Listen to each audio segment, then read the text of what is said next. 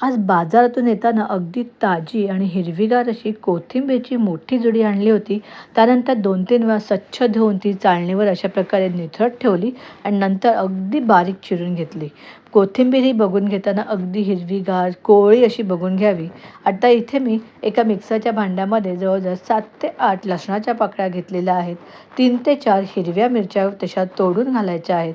त्याचप्रमाणे 1 ते 1.5 इंच आलं आपण मी इथे सोलून घेतलेलं आहे आणि त्यानंतर ते बारीक चिरून या मिक्सरच्या भांड्यामध्ये घातलेलं आहे. आता आपण ह्याची एक छान अशी पेस्ट बनवून घ्यायची आहे. नाहीतर तुम्ही मिक्सरच्या ऐवजी आपल्या खलबत्त्यामध्ये सुद्धा हे कुटून याचं वाटण करून घेऊ शकता. आता आपण ही जी कोथिंबीर चिरून ठेवली होती ना, ती वाटीने मी मोजून घेते. तर ह्या एकाच वाटीच्या मापाने ह्या 2 वाट्या एवढी कोथिंबीर भरलेली आहे. अर्धा चमचा इथे जिरेपूड घ्यायची आहे. 1 चमचा धणेपूड घेतलेली आहे. त्याचबरोबर 1 चमचा मी इथे लाल मिरची पावडर घेतलेली आहे. ती तुम्ही कमी किंवा जास्त घेऊ शकता. थोडंसं हिंग आपण ह्यामध्ये घालूया आणि आता ह्यामध्ये आपल्याला घालायची आहे आपण जी पेस्ट बनवून ठेवली होती ना आलं, लसूण आणि मिरचीची, ती आता आपण ह्यामध्ये घालायची आहे.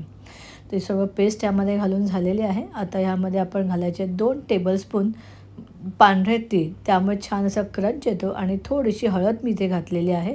चवीप्रमाणे मीठ, तर इथे मी 1 टीस्पून मीठ वापरलेलं आहे आणि ज्या वाटीने आपण कोथिंबीर मोजून घेतली होती ना, त्या वाटीने मी इथे त्याच वाटीच्या मापाने इथे मी घेतलेले बेसन आणि 2 मोठे चमचे तांदळाचं पीठ. तांदळाचं पीठ घातल्यामुळे अगदी छान कुरकुरीत आणि खुसखुशीत अशा होतात ह्या वड्या. थोडंसं 2 टेबलस्पून मी इथे तेल घातलेलं आहे आणि आता हे सर्व जिन्नस व्यवस्थित असं ना हाताने चोळून मिक्स करायचं आहे. कोथिंबीर जी आहे ना, ती हळूहळू आपलं पाणी सोडायला लागेल आणि हे मिश्रण जे आहे ना, ते जसं आपण ते मळू ना, तसं ते ओलसर होत जाईल. पण आता आपल्याला ह्यामध्ये थोडंसं ना त्या कोथिंबीरला अजून थोडंसं पाणी सुटावं म्हणून मी आपण जे मिक्सरच्या भांड्यामध्ये पेस्ट केली होती, त्याच भांड्यामध्ये थोडंसं पाणी घेतलेलं आहे आणि अगदी 2 चमचेभर असं पाणी ह्यामध्ये मी घातलेलं आहे.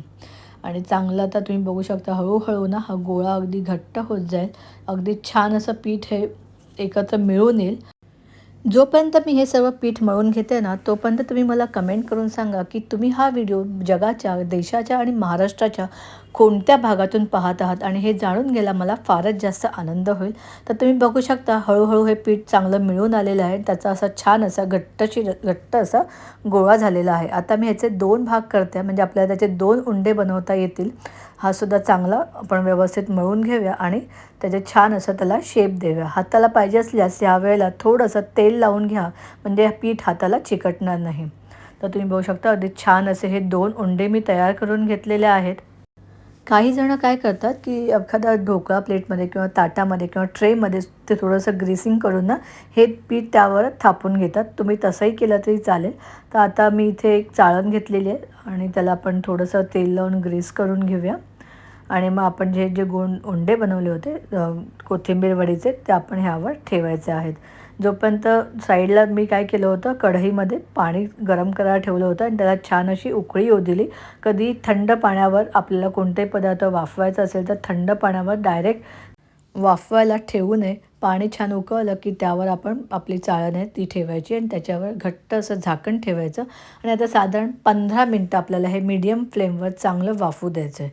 आता इथे 15 मिनटं झालेली आहेत. मी गॅस बंद केलेला आहे आणि आता आपण हे झाकण काढूयात आणि थोडीशी वाफ सेट होऊ देऊया आणि मग आता आपण ह्यामध्ये सुरी घालून बघायचं आहे. जर का सुरी क्लीन निघाली की आपलं हे जी कोथिंबीर वडी आहे ती तयार झालेली आहे. आता हे आपण काढून घेऊया या गरम पाण्यावरून आणि एका ठिकाणी अगदी छान थंड व्हायला ठेवून देऊया. अगदी थंड झाल्याशिवाय ह्याच्या वड्या कापू नका. आणि आता हे छान थंड झालेलं आहे आणि एकदम थोडीशी धारदार अशी सुरी घ्यायची आहे आणि त्याचे असे काप करायचे आहेत आपल्याला.